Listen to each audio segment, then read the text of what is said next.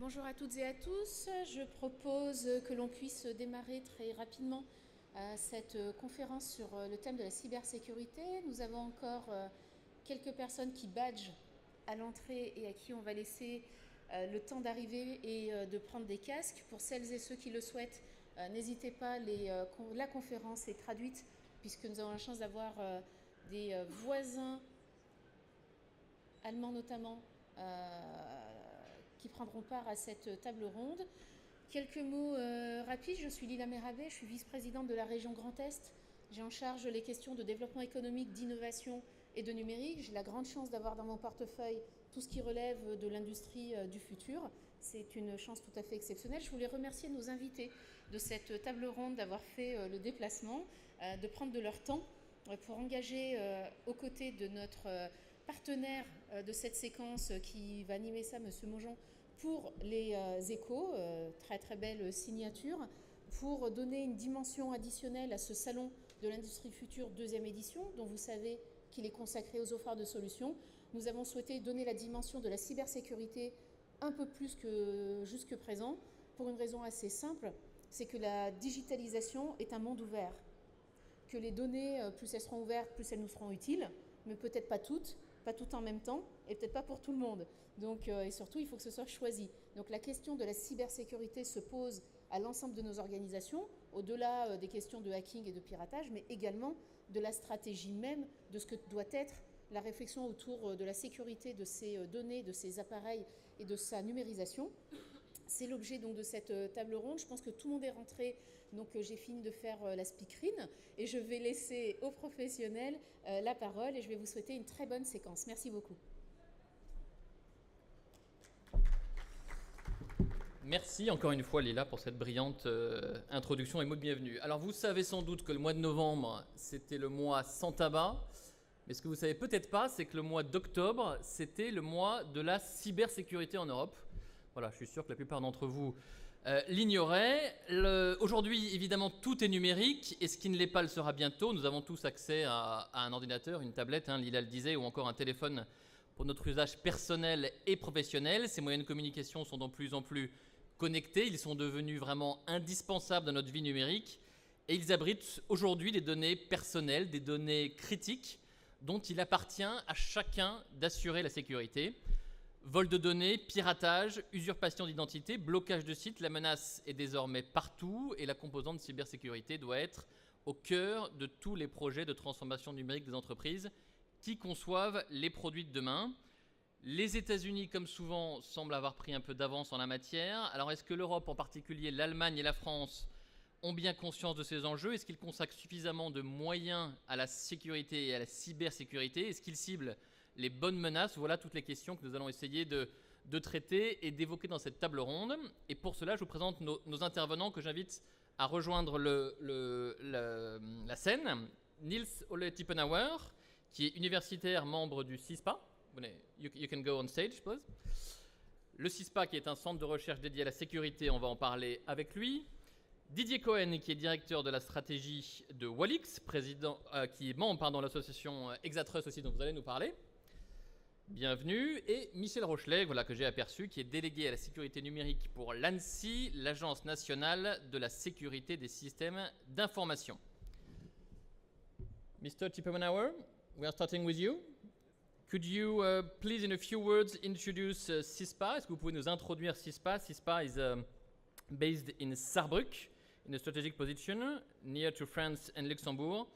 And Germany has great ambitions for this center. Could you introduce this center, CISPA, please? Here. Guten Tag. Ich werde anfangen mit einer Präsentation zum CISPA. Also ich bin Nils Ole Tippenauer, ein Faculty beim CISPA. Und was ist das CISPA? Das CISPA gibt es seit 2011. Es ist die Mission von CISPA, eine ganzheitliche Bearbeitung der, wie wir sie nennen, Grand Challenges der Cybersecurity zu machen, aus wissenschaftlicher Sicht. Ja? Also es ist ein Forschungszentrum zur Grundlagenforschung im Bereich Cybersicherheit. Und wir sehen uns derzeit in einer führenden Rolle in Deutschland für Forschung, Transfer und Innovation im Bereich Cybersicherheit. Ich komme gleich mal zu der Geschichte von CISPA. Sie werden sehen, dass wir innerhalb kürzester Zeit extrem gewachsen sind und noch weiter wachsen werden. Unsere Mission ist es, eine gesamte Abdeckung des Spektrums der Cybersicherheit-Forschung zu machen, also alle akademischen und auch angewandten Bereiche der Cyberforschung abzudecken durch unsere verschiedenen Mitglieder. Wir sind natürlich verankert in der Informatik. Die Cybersicherheit an sich als Forschungsgebiet kommt aus Informatik, aus der Kryptographie, aber wir versuchen das jetzt auch aus der Informatik anzuwenden in andere Bereiche, insbesondere in die Ingenieurswissenschaften, Psychologie und andere angewandte Felder. Ja, wir sehen uns als Forschungsstätte und insbesondere auch als Ausbildungsstätte für Studenten und als Kaderschmiede für die Cybersecurity-Experten in Deutschland und Europa in der Zukunft. Was ist die Geschichte von CISPA? CISPA wurde gegründet 2011 als Forschungszentrum der Universität und wurde unterstützt mit Mitteln unter anderem von der EU und hat von Anfang an auch immer sehr kompetitive Grants der European Research Commission bekommen. Das heißt, wir wurden von Anfang an mit viel Geld unterstützt für Forschung, die kompetitiv in der Ausschreibung gewonnen wurde. Am Anfang hatten wir ungefähr 50 Mitarbeiter. Im Jahre 2013 gab es einen weiteren größeren Grant, ein Synergy Grant von der European Research Commission. Im Jahr 2014 gab es dann eine erfolgreiche Evaluation für die ursprüngliche Forderung des BMBF und als Resultat dieser Evaluation, die Evaluation war so erfolgreich, dass das ganze Budget nicht nur verlängert wurde, sondern auch verdreifacht wurde zu dem Zeitpunkt. Zu dem Zeitpunkt 2014 hatten wir schon ungefähr 100 Mitarbeiter. 2015, 2016 haben wir dann einen weiteren großen Collaborative Research Grant gewonnen zum Thema Privacy, also für Endbenutzer auch ein wichtiges Thema heutzutage in Zeiten von Facebook zum Beispiel. Und weiterhin gab es weitere Research Grants. 2016, 2017 haben wir dann angefangen, das CISPA Stanford Center for Cybersecurity aufzubauen. Das heißt, es ist eine Kollaboration mit der Universität Stanford, wo wir wirklich gemeinsam forschen, Forscher zuerst zu uns kommen und weiter dann nach Stanford gehen als Professoren und nach 2 Jahren dann wieder zurückkommen zum CISPA. Ja.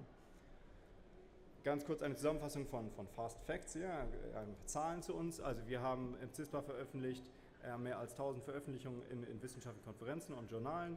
Davon sind mehr als 35% wirklich zu den absoluten Top-Konferenzen gekommen. Ja, das heißt, es sind Konferenzen, die extrem kompetitiv sind, wo nur 10% der Paper angenommen werden und wir fokussieren wirklich unsere Arbeit auf diesen Top-Impact, auf diese extrem kompetitiven Events zu gehen, um dann auch wirklich mit den Top-Wissenschaftlern weltweit in Kontakt zu kommen und auch uns auch auszutauschen. Wir haben seit 2011 mehr als 75 Millionen Euro Fremdfinanzierung bekommen für unsere Forschung. Die ERC Synergy Grants und anderen Grants hatte ich schon erwähnt. Wir haben einen DFG-Sonderforschungsbereich auch eingerichtet mit der Uni des Saarlandes. Wir haben große Konferenzen erstmalig auch in Europa organisiert im Cyberforschungsbereich. Das Stanford Center hatte ich schon erwähnt. Und wir haben jetzt auch seit einem Jahr einen Bachelorstudiengang, den wir aufgebaut haben. Bachelorstudiengang gleich von Anfang an nur für Cybersicherheit. Das heißt, wir versuchen auch unsere eigene Generation an Forschern und auch dann an industriellen Mitarbeitern aufzuziehen. Dieser Bachelorstudiengang für Cybersicherheit ist so erfolgreich, dass der ist jetzt schon genauso groß wie der normale Informatikstudiengang an der Uni. Das heißt, die Hälfte der Studenten, die Informatik studieren in Saarbrücken, studieren eigentlich jetzt Cybersicherheit mit uns speziell. Ja. Wir haben natürlich auch Spin-offs, 7 Spin-offs soweit. Wir haben jetzt gerade auch angefangen mit einem neuen Bachelorstudiengang in Entrepreneurial Cybersecurity, also wirklich Cybersecurity für Spin-off für Entrepreneure. Und da erwarten wir, dass noch sehr viele weitere Spin-offs demnächst folgen werden. Ja. Ganz kurz zu Rankings. Wir haben, ich habe schon gesagt, dass wir sehr Wert legen auf kompetitive Forschung. Wenn man sich verschiedene Rankings anguckt, zum Beispiel das CS Rankings.org Ranking für Cybersecurity-Forschung weltweit an Universitäten und Forschungszentren, dann sieht man, dass wir nach dem Ranking in Europa schon führend sind und weltweit ist das CISPA jetzt wirklich auf Platz 3 hinter Cornell und Georgia Tech. Ja, das heißt, wir haben schon absolut Top-Forscher, die bei uns arbeiten, Top-Forschung, die wir machen und das Ziel ist natürlich noch weiter in den Rankings nach oben zu kommen. Ja. Das CISPA Stanford Center, ganz kurz zusammengefasst, das ist eine Initiative, wo wir Postdocs haben, also Personen, die schon promoviert haben, die kommen zu uns für 1 bis 2 Jahre arbeiten am CISPA. Dann gehen sie für 2 Jahre als Professoren nach Stanford, unterrichten da, bauen da ihre Gruppe auf und dann kommen sie wieder zurück an CISPA für 2 bis 3 Jahre, um dort dann weiterzuarbeiten. Ja? Das heißt, es ist eine enge Verzahnung mit den Top-Universitäten in den USA und dadurch können wir natürlich auch weitere Top-Wissenschaftler anlocken, die dann zuerst mal bei uns arbeiten, dann in Stanford arbeiten und nachher wieder zu uns zurückkommen. Ja? Wie geht es jetzt weiter? Bis jetzt die Zahlen waren alle bis 2017, 2018. In diesem Jahr sind wir im Prozess gegangen, ein Helmholtz-Zentrum zu werden. Das heißt, wir sind ein Zentrum, das unterstützt wird dann von der Helmholtz-Gesellschaft. Das wird ab nächsten Jahr sind wir dann offiziell ein Helmholtz-Zentrum. Was ist die unmittelbare Auswirkung davon? Unmittelbar wird sich unser Budget nochmal weiter vervierfachen. Ja? Wir haben derzeit 140 Forscherinnen, die nur an Cybersicherheit forschen.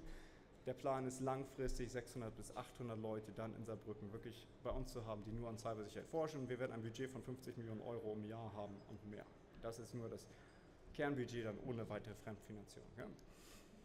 Wen haben wir im Moment? Wir haben im Moment die folgenden Faculty Member, also die leitenden Forscher bei uns angestellt. Das sind 14 Forscher jetzt, inklusive mir. Ja, 14 Gruppen und wir bauen die natürlich jetzt kontinuierlich aus. Wir wollen natürlich auch nicht zu schnell Leute einstellen, weil wir weiterhin Top-Forscher haben wollen.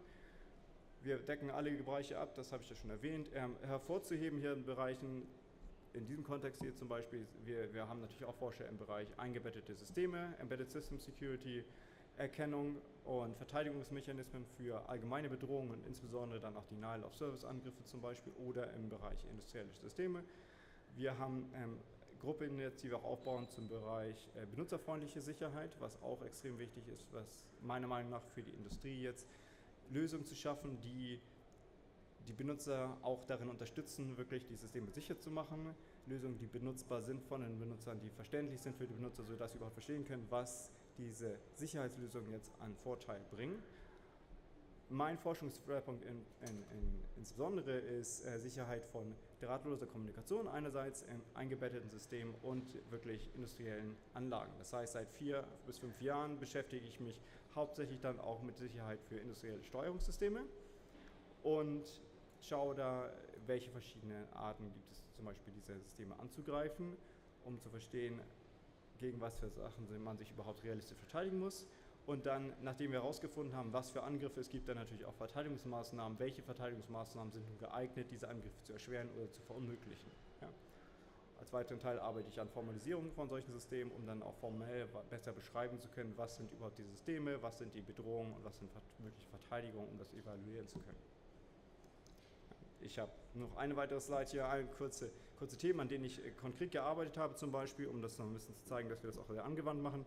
Ich habe in den letzten Jahren gearbeitet, nicht am CISPA, aber an einem anderen Institut mit echten Testbeds, die wir aufgebaut haben, nur zur Forschung zu Sicherheitsthemen in industriellen Anlagen. Das war jetzt zum Beispiel hier eine Wasserwiederaufbereitungsanlage, die wir wirklich nur geplant, gebaut haben für Sicherheitsforschung. Und dort hatten wir dann die wirklichen industriellen Protokolle, die industriellen Geräte. Wir konnten experimentell sehen, was ist der Standard, wie werden die Sachen implementiert, was für Probleme gibt es, wie kann man sowas angreifen, wie kann man Verteidigung bauen und dann können wir auch demonstrieren, dass unsere Verteidigungen wirklich funktionieren gegen praktische Angriffe. Ja. Insbesondere hervorheben möchte ich noch Forschung, die wir da machen, auch zur Anomalie- und Angriffserkennung, zum Beispiel auf Feldbus-Ebene oder auch auf Überwachungsebene. Das heißt, wir wollen uns Lösungen angucken, die eingeführt werden können in existierende Legacy-Systeme und die Systeme besser überwachen können gegen Manipulation, ohne dass man die bestehenden Systeme ersetzen muss oder dass man die Redundanz oder die Verfügbarkeit des Systems gefährdet. Ja. Weiterhin arbeiten wir an offenen Softwarelösungen zur Verarbeitung industrieller Protokolle, aus Sicherheitssicht dann auch wichtig. Und ich habe schon erwähnt, die benutzerfreundliche Sicherheit im Kontext industrieller Systeme ist auch ein großes Thema für uns. Ja. Und das war die Einführung jetzt erstmal zu mir und zu CISPA. Merci Niels. Un budget multiplié par 4, on voit bien l'importance de ces enjeux dans ce chiffre-là. Mais comment sont-ils perçus par les entreprises allemandes? Would you say that the corporates in Germany, big corporates and SMEs, are aware of the threat, are aware of the challenges related to cybersecurity? Ja, die großen Firmen sind sicherlich, das Thema ist auf ihrer Tagesordnung.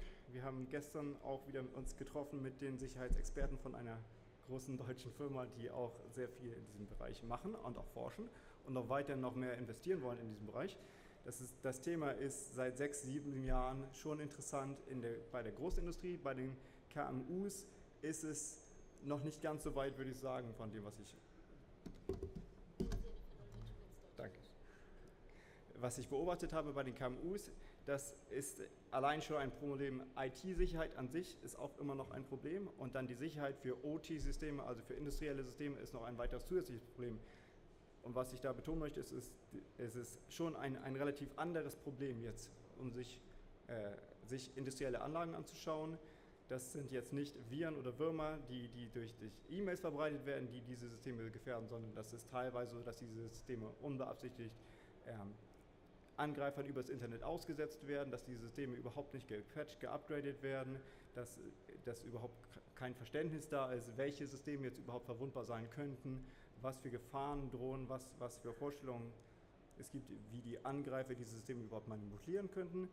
Und häufig bei alten Systemen gibt es auch gar kein richtiges Verständnis mehr, wie diese Systeme überhaupt im Detail dann funktionieren, was für Protokolle eingesetzt werden, was überhaupt notwendig ist, damit diese Systeme noch komplett so funktionieren. Und häufig wird dann werden diese Systeme nicht angefasst, nicht geupgradet, nicht gepatcht, wird die Sicherheit nicht betrachtet, obwohl es in Zukunft deutlich Probleme geben könnte. Quels sont les grands champs de recherche sur lesquels vous travaillez pour demain et après-demain? What are the main fields, the main areas you're working on in a much more long-term horizon in 5, 10 years? Ja, ich glaube, ein Thema von diesem Panel ist ja auch die Security by Design.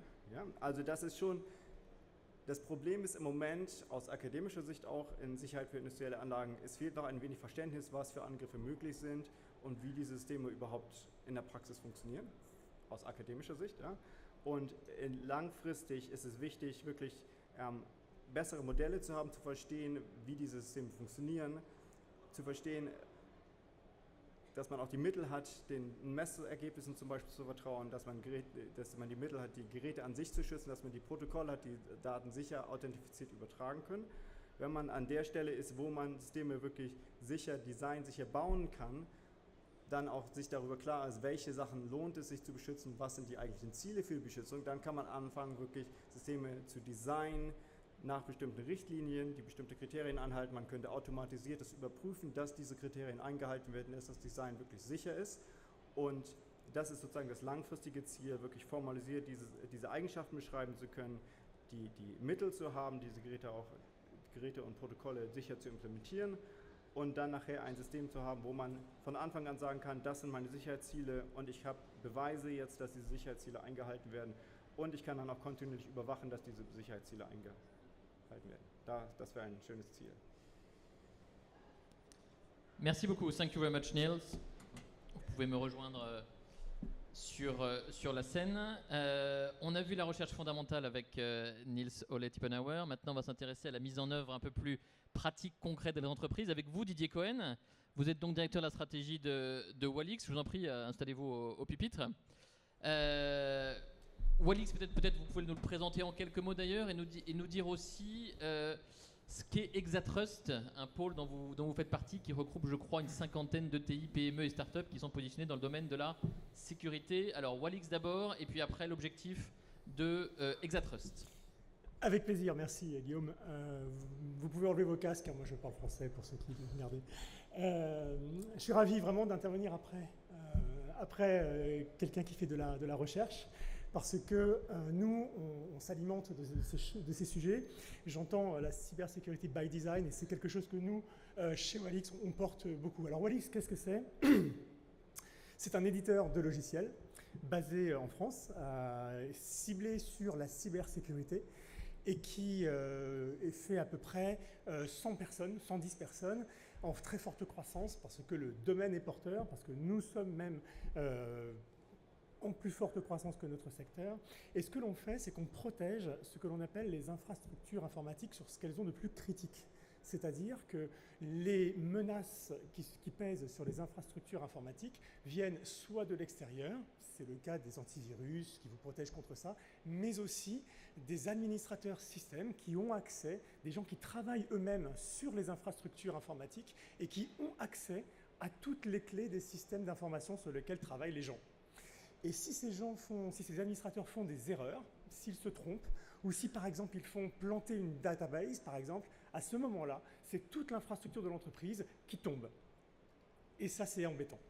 Alors pour ça, nous, ce qu'on a, c'est des produits et des solutions qui protègent et qui encadrent et qui contrôlent l'activité de ces administrateurs systèmes pour vérifier qu'ils ne font pas de bêtises, pour vérifier qu'ils font des choses auxquelles ils ont accès, qu'ils accèdent à des ressources auxquelles ils ont droit, et que tout ce qu'ils font sont tracés et audités. Comme ça, on est tranquille et les joyaux de la couronne de vos systèmes d'information sont protégés. Donc Walix, en quelques chiffres, on est présent dans 55 pays, on fait 12 millions d'euros de chiffre d'affaires. Alors on est une ancienne start-up, ça fait pas longtemps qu'on existe, ça fait une quinzaine d'années. On a récemment levé 36 millions d'euros de capitaux sur Euronext, parce qu'on fait partie des éditeurs de cybersécurité cotés sur ce marché. C'est une spécificité de Walix d'ailleurs. Et on envisage de grandir jusqu'à à peu près 200-250 personnes aux alentours de 2021. Pour Exatrust. Alors, pour Exatrust, donc Walix a été l'un des membres fondateurs d'un groupement qui s'appelle Exatrust. Alors, Exatrust, qu'est-ce que c'est? C'est un groupe d'entreprises toutes spécialisées sur la cybersécurité, qui sont basées en France et qui, à elles toutes, sont capables de répondre à la majeure partie des problématiques de cybersécurité de l'entreprise et de l'industrie. Alors, je vous ai parlé tout à l'heure de Walix et des comptes à privilèges qu'il faut absolument protéger, mais il y a tout un tas d'autres secteurs de la cybersécurité qui sont importants à prendre en compte. Je pense évidemment au firewall, on peut penser aussi au filtrage d'URL, on peut aussi penser à la cryptographie, tout un tas de technologies. Et en fait, Exatrust, on fait la promotion de la cybersécurité française pour faire en sorte que les DSI des grandes sociétés soient capables de faire confiance à ces sociétés, à ces sociétés du groupe.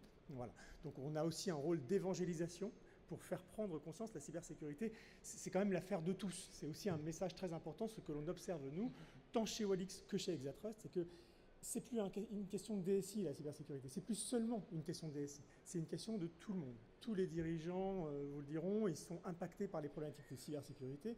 Les utilisateurs, eux aussi, ils ont besoin d'être à l'aise et familiers des problématiques de cybersécurité. Et donc, il y a une prise de conscience générale. Je vous entendais tout à l'heure poser la question, est-ce que l'Europe fait assez? Ouais. On n'en fait jamais assez. C'est vrai, on n'en fait jamais assez. Les Américains, vous avez raison, ils ont une avance. Mais quand on regarde vraiment les éditeurs européens, on a une réelle carte à jouer, il n'y a pas de raison. On travaille d'ailleurs au passage avec nos amis américains, il n'y a aucun problème là-dessus. Simplement, nous, on a une véritable carte à jouer parce qu'on a un savoir-faire à l'européenne, on a aussi une certaine manière d'appréhender la cybersécurité, on en parlera peut-être tout à l'heure, qui fait que oui, l'Europe a une carte à jouer. Donc avec Exatrust, on fait la promotion de ces technologies globalement au monde de l'entreprise. Et je précise qu'Exatrust est présidé par Jonathan de Galzin, qui est le fondateur de Walix, Ouais. ce qui prouve bien que ça vous tient à cœur. Donc vous êtes donc des acteurs du marché, vous l'avez dit, vous êtes là pour offrir des solutions pour les petites et les moyennes et les grandes entreprises. Donc concrètement, comment est-ce qu'on sécurise, Didier, les systèmes informatiques aujourd'hui? Comment est-ce qu'on conçoit des systèmes, des solutions de transport, des architectures, des usines du futur qui soient sécurisées dès la conception? C'est ça qui est important. Absolument, absolument. C'est le mot dès la conception, c'est ça qui est intéressant. La sécurité et même pardon, je disais la sécurité et même la privacy, ce qu'on appelle en anglais la privacy, il faut que ce soit by design. Ça veut dire quoi by design en fait? Ça veut dire qu'il faut penser la cybersécurité au moment où on pense ces systèmes d'information. Il faut la penser au moment où on pense ces infrastructures industrielles. Il faut savoir que de toutes les manières, on va être soumis à des problématiques de cybersécurité. La question, c'est pas est-ce qu'on va y être soumis, c'est quand on va y être soumis et comment on saura y répondre. C'est ça la vraie question. Il ne faut pas chercher à imaginer que parmi toute la multitude de hackers qui ne demandent qu'à rentrer dans les systèmes d'information, aucun ne va jamais réussir parce qu'on a un firewall et qu'on a tout blindé de l'extérieur. C'est juste une vue de l'esprit. En réalité, ce qu'il faut faire, c'est avoir certes blindé à l'extérieur avec les firewalls, je dirais la sécurité périmétrique à l'ancienne, mais qui est toujours valable, mais aussi à l'intérieur de vos systèmes, de sécuriser chaque maillon de vos systèmes avec de la sécurité à l'intérieur, pensée dès en amont des systèmes d'information. Je vous donne un exemple tout simple. Par exemple, vous avez un administrateur système, ou prenons le monde industriel, des télémainteneurs, des gens qui sont dans l'accès, qui font de la maintenance de systèmes industriels. Les gens qui font de la maintenance des systèmes de contrôle des usines, ils ont accès, et c'est leur job, c'est normal, au cœur de vos systèmes de contrôle, commande des usines, quelles qu'elles soient. Une erreur ou peut-être un problème peut conduire à des incidents, peut conduire à des accidents, peut même conduire à des arrêts de production, tout peut arriver. Comment on peut sécuriser ça? En fait, ce que l'on fait, c'est qu'on peut mettre des équipements qui vont s'interfacer entre les postes de contrôle de ces télémainteneurs ou de ces mainteneurs et vos systèmes d'information et vos systèmes de contrôle. Donc au lieu d'avoir quelqu'un qui fait de la maintenance sur votre équipement ou sur votre usine et qui est en prise directe avec son PC sur votre équipement, eh bien, il va passer par une passerelle, un équipement qui va comprendre ce que ce mainteneur veut faire et qui va vérifier que ce qu'il a envie de faire, il a bien les droits pour le faire, il a bien le droit pour le faire et que ça rentre dans un périmètre de sécurité et de contrôle donné. Et si tel est le cas, à ce moment-là, il va passer la commande à l'équipement qu'il est censé maintenir. Et en ce sens-là, on garantit donc que la traçabilité et le contrôle de ces opérations. Voilà une manière de sécuriser, par exemple, les systèmes d'information et les industries. Alors un peu la même question que pour Niels, quels sont les principaux risques que vous identifiez pour demain et après-demain? Alors les risques, ils sont liés à notre monde en fait, ils sont liés au monde dans lequel on est en train de vivre aujourd'hui. Ce que l'on voit, c'est que, vous le vivez tous, en fait, il y a une multiplication des appareils.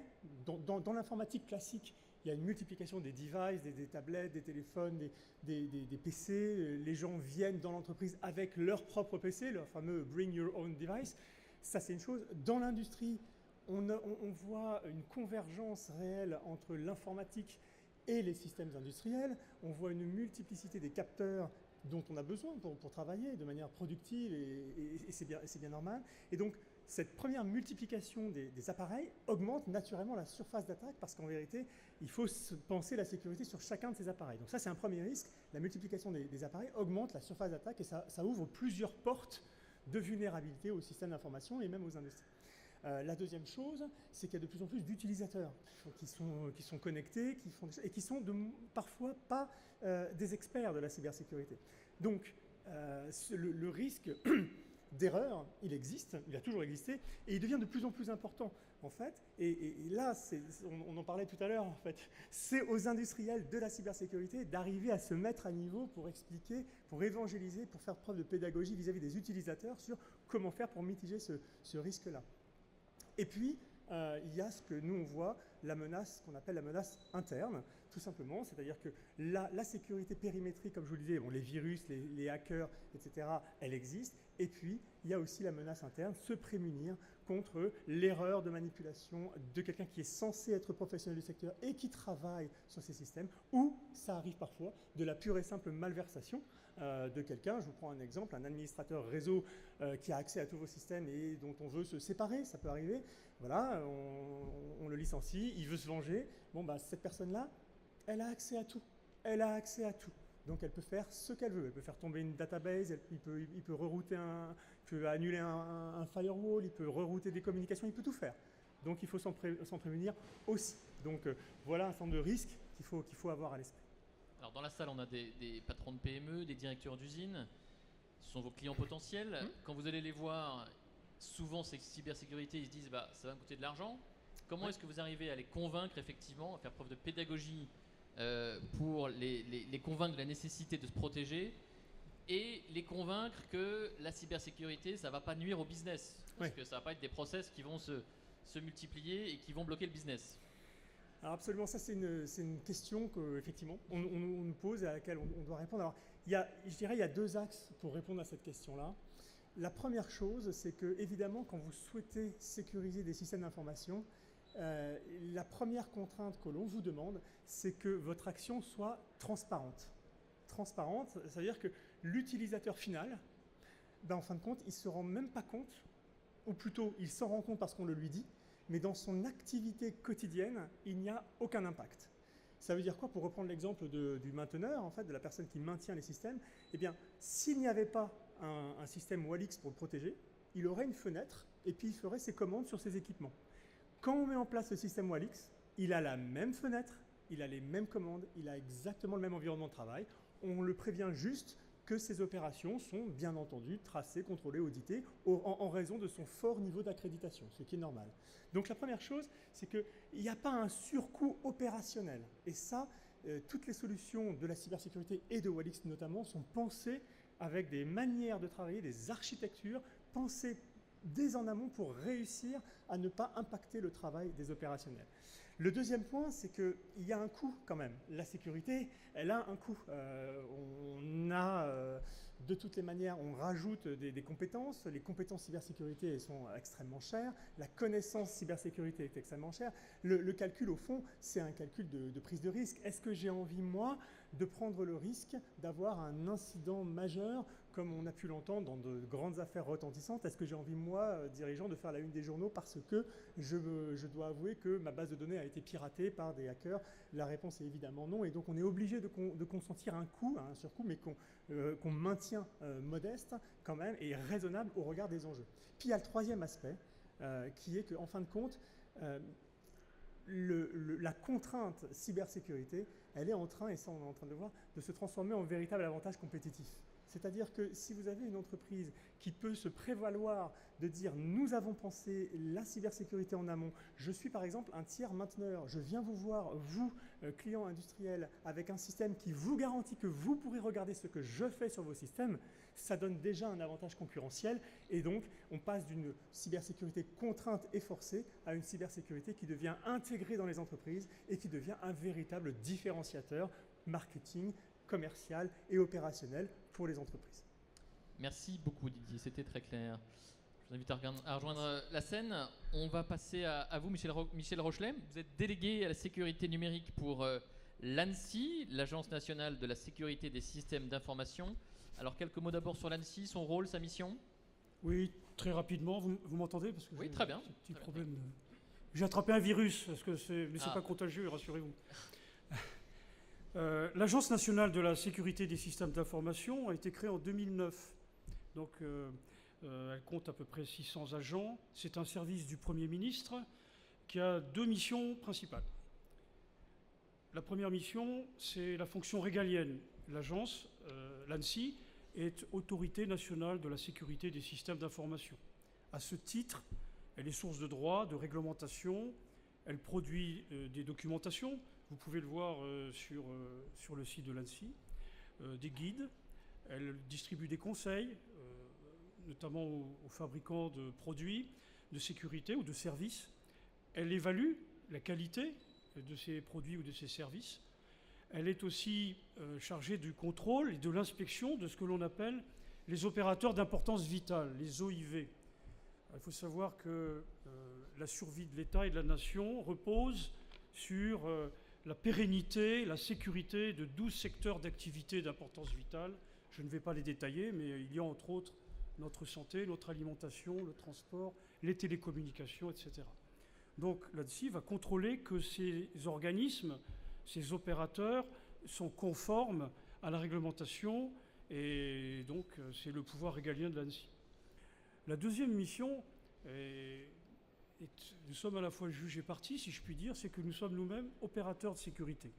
C'est-à-dire que nous fournissons à l'État les moyens de sa sécurité et également nous sommes là pour réagir en cas d'incident majeur au niveau national.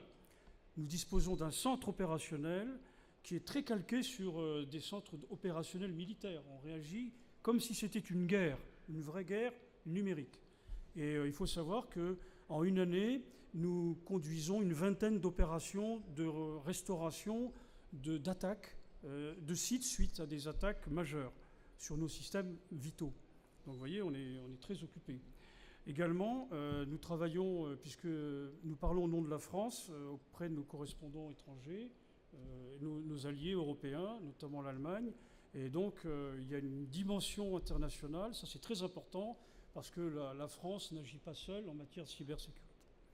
Donc voilà la deuxième mission, très, très globalement. Je voudrais juste rajouter que nous ne sommes pas un service de renseignement, contrairement à certains de nos homologues étrangers. Nous sommes chargés uniquement de la défensive. Nous protégeons nos institutions et nos citoyens. Et nous ne faisons pas de mission offensive. Vous savez qu'aujourd'hui, on parle du hackback. Le hackback, c'est tout simplement la légitime défense dans le cyberespace. Donc on va riposter à une attaque, mais ça, ce n'est pas notre métier. Voilà donc, dans les grandes lignes, les principales missions de l'ANSSI. C'est pas le bureau des légendes. Alors, quel est aujourd'hui l'état de la menace selon vous?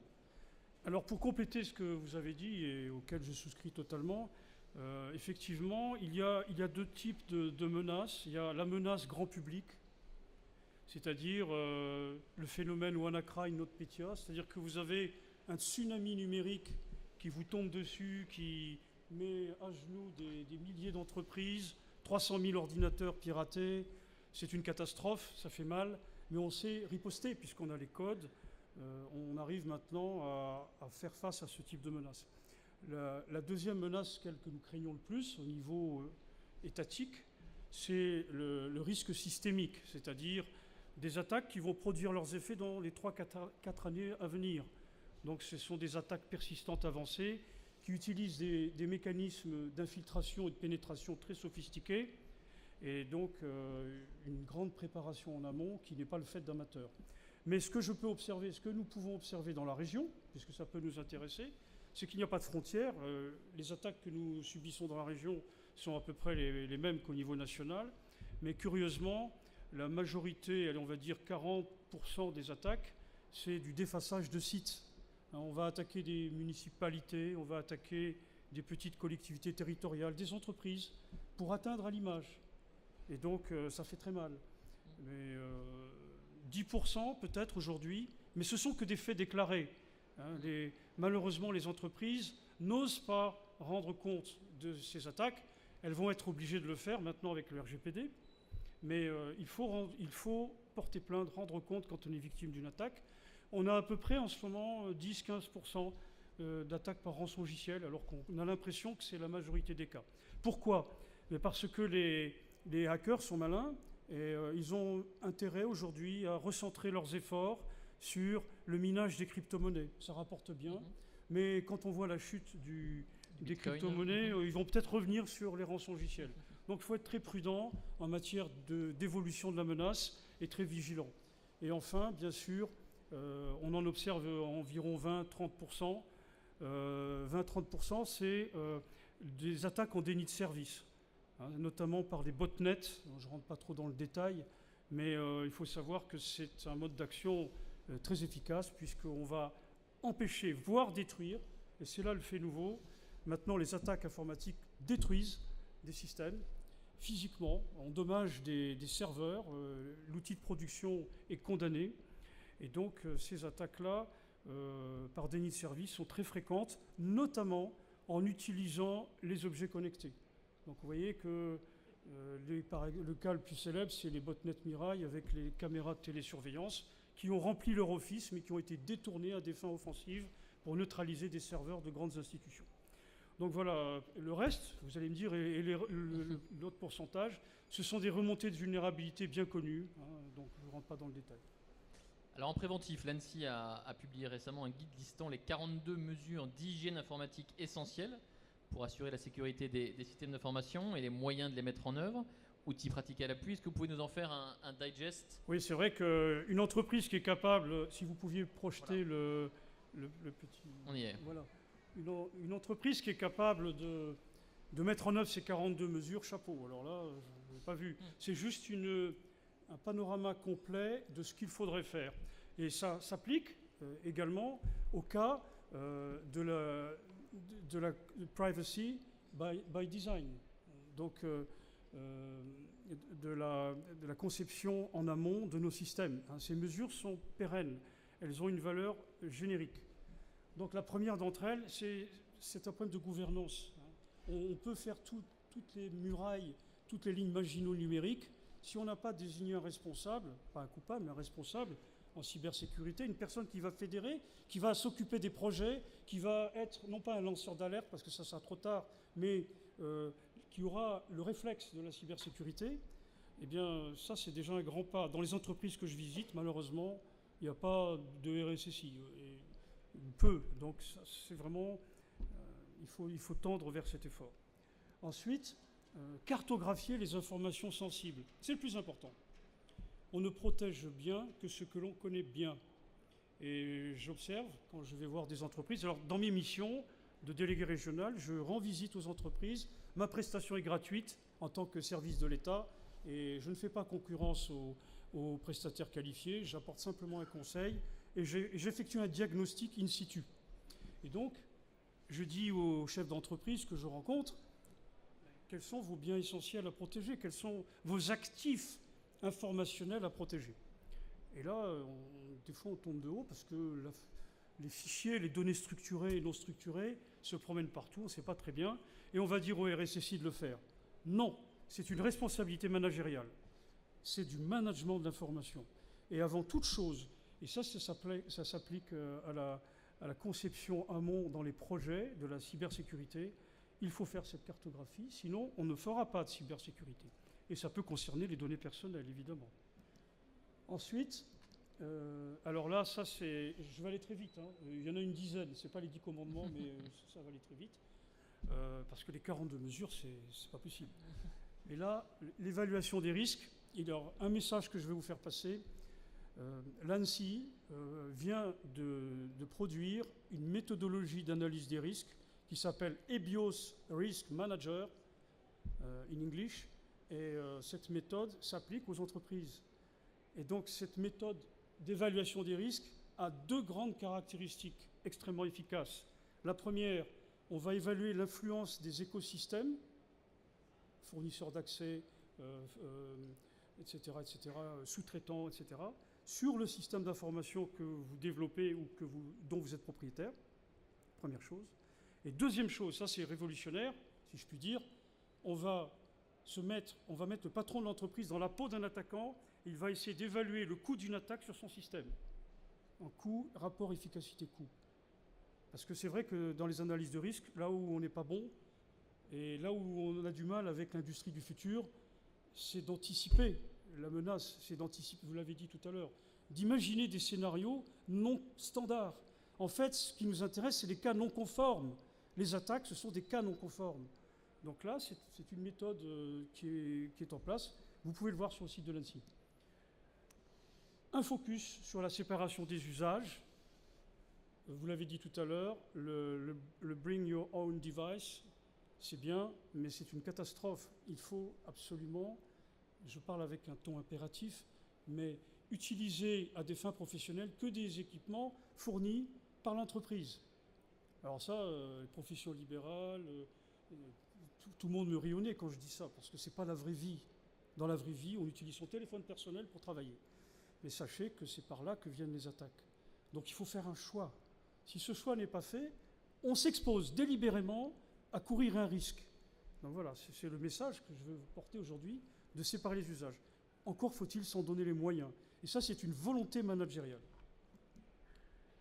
Cloisonner, filtrer les flux, ça, c'est plutôt l'intention des administrateurs système. Ce que je constate partout où je passe, c'est que l'administrateur système, quelle que soit sa valeur, et il faut leur rendre grâce parce qu'ils font un travail considérable, ils vont attribuer des droits, mais ils sont connectés directement à Internet. Ils vont attribuer les droits aux usagers en étant eux-mêmes vulnérables. Donc il faut un minimum de cloisonnement, de filtrage. Et ce n'est pas un firewall à lui seul qui va faire le boulot. Donc c'est vraiment un travail de réflexion sur l'architecture du système. La mise à jour des logiciels. S'il y avait eu une bonne mise à jour de logiciels, des systèmes d'exploitation, il n'y aurait pas eu WannaCry et il n'y aurait pas eu NotPetya. Donc tout vient de là, hein, des logiciels. Et ça continue parce que les failles Eternal Blue qui sont connues de longue date persistent dans nos systèmes parce qu'on ne les met pas à jour. Mais c'est difficile de mettre à jour un système. Contrôler les accès physiques et logiques, alors là c'est une vraie catastrophe, identifiant, mot de passe. Je ne parle pas de la sécurité des bureaux, ça c'est un autre problème, mais c'est lié. Là c'est une guerre interne, c'est pas de la guerre interne qu'il faut faire, c'est de la psychologie, c'est de la pédagogie. marteau-thérapie, calinothérapie, parce que les employés, ils sont dans le business, ils ont d'autres choses à faire. Et il n'y a qu'avec une authentification des accès que l'on pourra limiter le risque. Je suis désolé d'être un peu impératif, mais c'est ce que je constate quand je vais voir les entreprises. Et alors là, c'est la catastrophe absolue. Je ne sais pas si c'est pas mission impossible, mais vraiment, partout où je passe, il y a une défaillance généralisée sur la gestion des supports amovibles, à savoir notamment les clés USB. Moi, c'est simple. Si je veux torpiller une entreprise, je vais poser une clé piratée sur le seuil de l'entreprise. Et j'attends. La probabilité pour que cette clé soit injectée dans le réseau de l'entreprise est très supérieure à la moyenne. Donc, ce que je préconise, et ce que préconise l'ANSSI, c'est d'utiliser une station blanche, c'est-à-dire un SaaS antivirus, ça coûte pas cher, c'est de l'organisationnel, et on va vérifier l'innocuité des supports amovibles. C'est très peu fait. Et bon, je vais abréger votre supplice, parce que là, ça c'est la fonction noble de la cybersécurité, c'est le chiffrement des informations sensibles que l'on a cartographiées. Il existe des logiciels validés par l'ANSSI, qui ont le visa de l'ANSSI, qui permettent de chiffrer des informations de diffusion restreinte. Vous envoyez des conteneurs chiffrés à vos destinataires qui ont la même application, et c'est mieux que rien du tout. Et là, vous pouvez aller sur Internet, et vous pouvez échanger des données sensibles sur Internet avec ce procédé, avec une relative sécurité. La sauvegarde des données, SEN, j'aurais dû rajouter SEN, c'est vital, parce que j'ai vu des entreprises qui ont été piratées par rançongiciel. C'est une catastrophe, parce que les données n'ont pas été sauvegardées. Pour certaines, c'est le dépôt de bilan, il n'y a pas le choix. Donc la sauvegarde des données, c'est valable pour ces données personnelles. La sensibilisation, c'est ce que nous faisons aujourd'hui.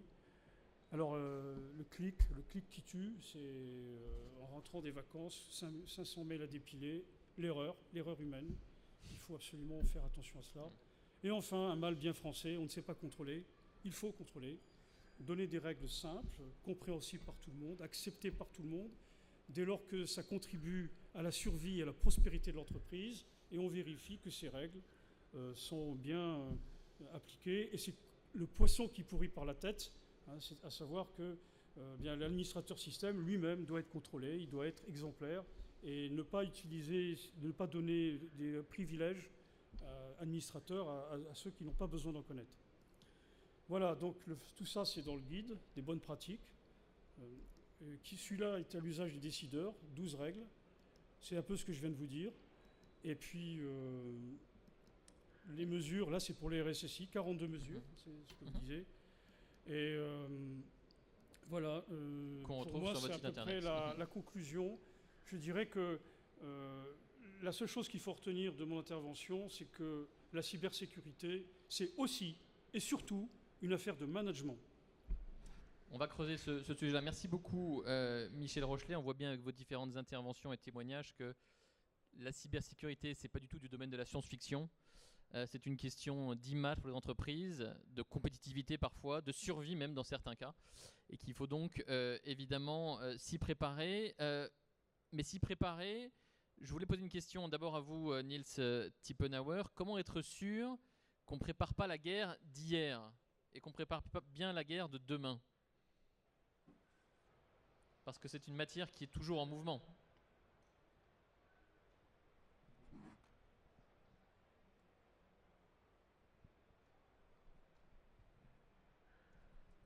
Also, es wurde schon angesprochen, das Vorgehen auch wirklich selber das eigene System anzugreifen sozusagen, ja. Also das wird dann auch häufig Penetration Testing genannt, ja. Es ist ein gutes Vorgehen, wenn man eine Firma hat und sich nicht sicher ist um die eigene Position im Bereich Sicherheit, dann externe Experten zum Beispiel dazu zu holen oder auch interne Experten zu haben, die permanent halt gucken,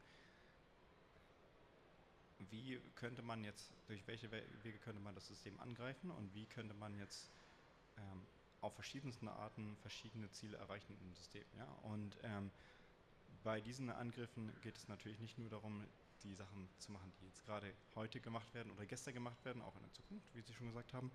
Bei diesen zukünftigen Sachen ist jetzt einfach, man muss Es ist schwer vorherzusagen, was nun wirklich nächsten Monat aktuell wird. Man muss aktuell am Ball bleiben immer, verstehen, was für Angriffe im Moment passieren, was die aktuellsten Versionen sind der Software, die man einsetzt und was für die aktuellste Version ist der Gerät ist, die man einsetzt. Und wenn man jetzt wirklich langfristig Vertrauen haben möchte, dass man sicher ist gegen Angriffe, muss man einfach die ganze Zeit am Ball bleiben und die ganze Zeit am Laufen bleiben, was die Angriffe sind, wie die eigenen Systeme sind, was die neuesten Verteidigungsmaßnahmen sind, und man kann nicht nur einmal Sachen implementieren und dann nächstes Jahr einmal wieder neu drauf gucken. Ja? Das heißt, man kann nicht schlecht vorhersagen, was jetzt wirklich in einem Jahr oder in 10 Jahren passiert. Die Cybersecurity-Landschaft hat sich unglaublich verändert in den letzten 5 Jahren, in den letzten 10 Jahren, aber es ist einfach so, dass man kontinuierlich am Ball bleiben muss und aktuell bleiben muss, die ganzen Systeme im Blick haben muss und updaten muss. Und durch die neuen Geräte, die eingeführt wurden, es wurde schon erwähnt, Bring Your Own Device und so weiter, die Landschaft wird einfach so kompliziert, dass man schlecht vorhersagen kann, was jetzt wirklich im nächsten Monat, nächstes Jahr an neuen Angriffen sein könnte. Man kann einfach nicht Geräte irgendwo stehen haben und sie vergessen und dann ein Jahr später bemerkt man, dass es große Sicherheitsprobleme gibt. Ja. La même question pour vous, Michel Rosselet, Didier Cohen. Comment est-ce qu'on est vraiment certain de ne pas travailler sur les menaces d'hier? Didier, je vous en prie. Eh bien, est-ce qu'on entend là? Oui, vous m'entendez? Oui. Alors, comment ne pas travailler sur les menaces d'hier? C'est difficile à dire. C'est vrai que la cybersécurité, comme tout le paysage informatique, elle est en constante évolution. Elle est en permanence en train de bouger. La menace, elle change en permanence. Donc, en réalité, la confiance que vous avez dans vos partenaires et dans les éditeurs que vous choisissez, avec lesquels vous choisissez de faire la route, en fait, elle va être déterminante. Et il faut évidemment se doter de partenaires et de prestataires qui sont certifiés par l'ANSSI, notamment, par exemple, parce que l'ANSSI, on travaille avec vous d'ailleurs très souvent, elle garantit un niveau de mise à jour en constante, enfin, d'être toujours up-to-date. Donc nous, c'est ce qu'on fait chez Walix, on fait en sorte que nos systèmes soient en permanence à jour avec une veille personnelle de l'entreprise sur les systèmes de sécurité. L'autre chose, pour bien se préparer à tout ça, c'est quand même d'insister aussi sur le facteur humain, parce qu'il n'y a pas que la techno dans ces histoires. La sensibilisation des personnes aux problématiques de sécurité, en fait, on se rend compte, nous, on est dedans toute la journée, mais nos clients, on se rend compte qu'ils en ont besoin d'être familiarisés avec ces menaces, d'en parler et d'avoir effectivement des échanges en interne et avec l'extérieur sur à quoi ressemble cette menace et comment faire pour adopter quelques comportements tout simples pour s'en protéger. Tout à l'heure, vous évoquiez le cas de la clé USB. Évidemment, quand on ramasse une clé USB dans le couloir d'une entreprise, il faut surtout pas la brancher sur un PC. Et pourtant, on en voit beaucoup, on en voit beaucoup qui le font. Quand vous avez des clics un peu hasardeux, quand vous avez des messages qui arrivent et qui vous demandent de l'argent parce que la grand-mère du Brésil est mourante et que sans vous, vous savez qu'il ne faut pas cliquer. Donc, ce sont des comportements tout simples qui peuvent vous aider. Michel Rochelet, est-ce que la France est au goût du jour? Est-ce qu'elle met suffisamment les moyens pour être à la page sur toutes ces questions-là? En matière de cybersécurité, il convient de rester très, très modeste et très prudent sur les affirmations. En tout cas, au niveau de l'État, il y a un effort qui est fait, ne serait-ce que par la réglementation européenne, la directive Nice, etc., qui nous oblige à élever notre niveau de cybersécurité. Mais là où le bas blesse, c'est certainement au niveau des entreprises où la société civile est totalement désemparée aujourd'hui face à ces menaces. Alors, juste pour compléter sur les menaces, il faut bien voir qu'il y a quand même des tendances, il y a des récurrences, il y a des constantes. On pourrait croire que la menace évolue sans cesse. L'assaillant aura toujours un temps d'avance, ça c'est clair, hein, on ne va pas se voiler la face. Pourquoi? Parce qu'il y a des failles zero day, par exemple, qui sont exploitées chaque jour et qui produisent des dégâts considérables. Donc la menace, elle évolue en permanence, mais il y a des constantes, parce que les principes sont toujours les mêmes. En revanche, dans les grandes perspectives d'avenir, il y a l'intelligence artificielle. Et l'intelligence artificielle pourra à la fois être un atout, mais aussi un handicap pour les gens dont le métier est la cybersécurité. On pourra peut-être penser que grâce à l'intelligence artificielle, nos algorithmes seront de moins en moins vulnérables Et donc, quand on sait que les attaques proviennent des failles algorithmiques, on tendra vers un idéal de protection. Mais c'est faux, en réalité, parce que l'intelligence artificielle, c'est aussi un handicap, pour la bonne et simple raison que les attaquants vont, eux aussi, utiliser cette intelligence artificielle. Donc on voit que le terrain d'affrontement va se déplacer vers des nouvelles technologies qui ne sont pas encore totalement maîtrisées.